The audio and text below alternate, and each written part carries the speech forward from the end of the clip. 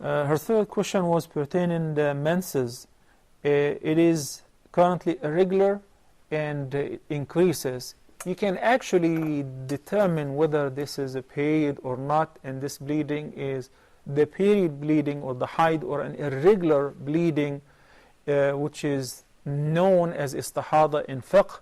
And the difference is vast, because if it is regular bleeding due to the haid, then of course all the restrictions apply. You cannot pray, you cannot fast, you cannot enter the masjid, you cannot touch the Quran, you cannot have an intimate relationship, a complete intercourse with your spouse. But with the irregular bleeding, you can do all of that, but it will be required to perform tahara prior to offering the prayers or performing tawaf upon entering the time of the current prayer.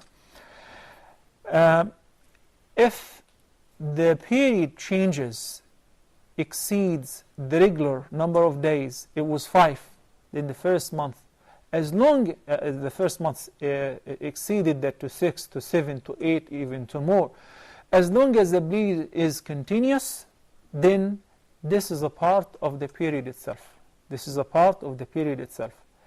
If the woman experiences what's known as a qassatul bayda, where there is the white discharge or colorless discharge, which means that the womb is clean now and empty from the blood, then a day or two later experiences that, then that is called istihada or irregular bleeding.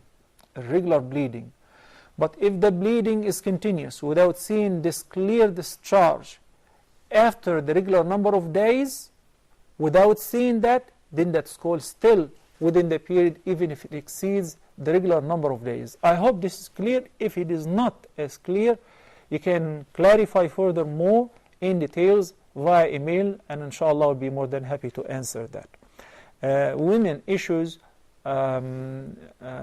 really represent a great difficulty, because when a woman consults her gynecologist, a female gynecologist for instance, she might not know the difference between the haid or al-istihada. It's all bleeding and that's it.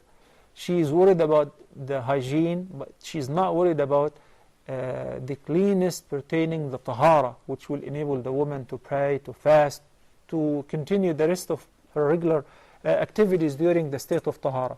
And that's why she has to be specific. If the bleeding, even in 2-3 days later, resembles the same bleeding of the regular period, the same color, the same odor, then this is a part of the period, and the same rules will apply there.